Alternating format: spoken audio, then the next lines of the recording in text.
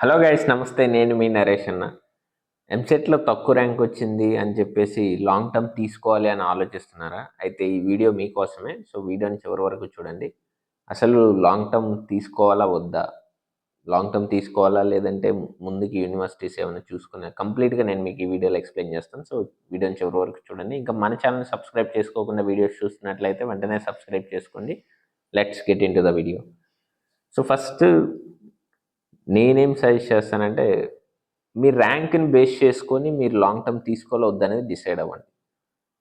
ఇంకోటి, దీనికంటే ముందు అసలు ఎంసెట్ కాలేజ్ కోసం లాంగ్ టర్మ్ తీసుకోవటం నిజంగా వర్తేనా? మీరే ఆలోచించండి. ఎంసెట్ కాలేజ్ కోసం లాంగ్ టర్మ్ తీసుకోవడం వర్తా?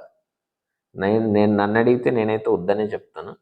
ఎందుకంటే నువ్వు మీరు ఏదైనా ఒక ఎన్ఐటీకో లేదా ఒక ట్రిపుల్ ఐటీ సీటు కోసమో లేదా ఒక ఐఐటి సీటు కోసమో లాంగ్ టర్మ్ తీసుకుంటే అందులో ఒక అర్థం అనేది ఉంది. అలా కాకుండా ఒక ఎంసెట్ కాలేజ్ కోసం నువ్వు లాంగ్ టర్మ్ తీసుకొని మళ్ళీ చదువుతానంటే అదైతే అస్సలు మీనింగ్లెస్. ఎందుకంటే లాంగ్ టర్మ్ అనేది రిస్క్.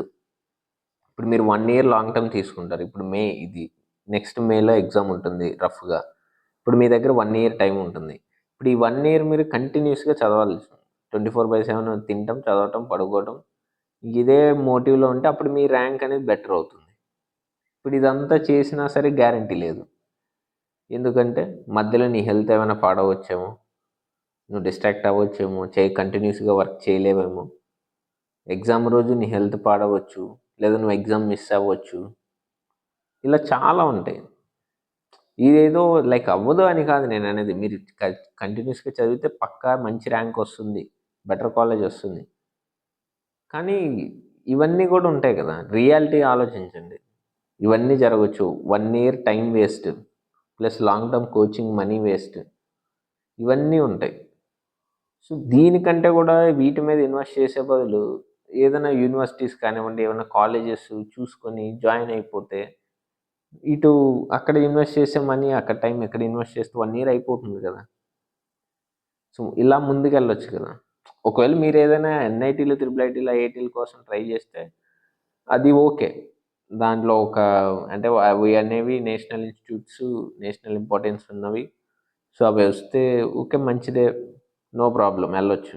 అంతేగాని ఎంసెట్ కాలేజెస్ కోసం లాంగ్ టర్మ్ తీసుకోవటం అనేది అస్సలు ప్రిఫరబుల్ కాదు. చాలా కాలేజెస్ ఉన్నాయి. మీకు ఎంసెట్లో తక్కువ ర్యాంక్ వచ్చినా లేదా క్వాలిఫై కాకపోయినా యూనివర్సిటీస్, కాలేజెస్ ఉన్నాయి, మీరు వెళ్ళొచ్చు. అలా వెళ్ళి ముందుకు కంటిన్యూ అవ్వండి. కానీ లాంగ్ టర్మ్ అనేది అసలు పెట్టుకోవద్దు. పర్టికులర్లీ ఎంసెట్ కోసం అస్సలు వద్దు. అది చాలా రిస్క్ లాంగ్ టర్మ్ అనేది. సో మీరే ఆలోచించుకోండి. మీరు లాంగ్ టర్మ్ తీసుకుంటే 1 ఇయర్ స్పెండ్ చేయాల్సి ఉంటుంది.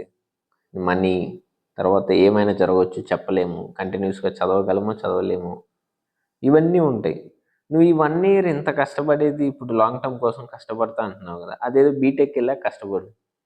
బీటెక్ వెళ్ళాక ఇక్కడ నేను కూర్చొని ఇంత కష్టపడతానని నువ్వే చెప్తున్నావు. కొంతమంది స్టూడెంట్స్ ఉంటారు, నేను ఖచ్చితంగా చదువుతాను కూర్చొని. అదేదో బీటెక్లో ఒక యూనివర్సిటీ, ఒక కాలేజ్ జాయిన్ అవ్వు, ఇంజనీరింగ్ కాలేజ్ జాయిన్ అయ్యి అక్కడ కష్టపడు. మంచి సిజిపిఏ వస్తుంది, మంచి స్కిల్స్ నేర్చుకో, తర్వాత మంచి ప్లేస్మెంట్, ఇంటర్న్షిప్ వస్తుంది, అయిపోయింది. ఇలా ఆలోచించండి. దయచేసి లాంగ్ టర్మ్ అనేది పెట్టుకోవద్దు. ఇంకా మీకేమైనా గైడెన్స్ కావాలి, ఇంకా మీకేమైనా డౌట్స్ ఉంటే నేను డిస్క్రిప్షన్లో నెంబర్ ఇస్తున్నాను. ఆ నెంబర్కి కాంటాక్ట్ అయితే నేను మీతో మాట్లాడి మీకు గైడెన్స్ ఇస్తాను. So thanks for watching. Stay tuned.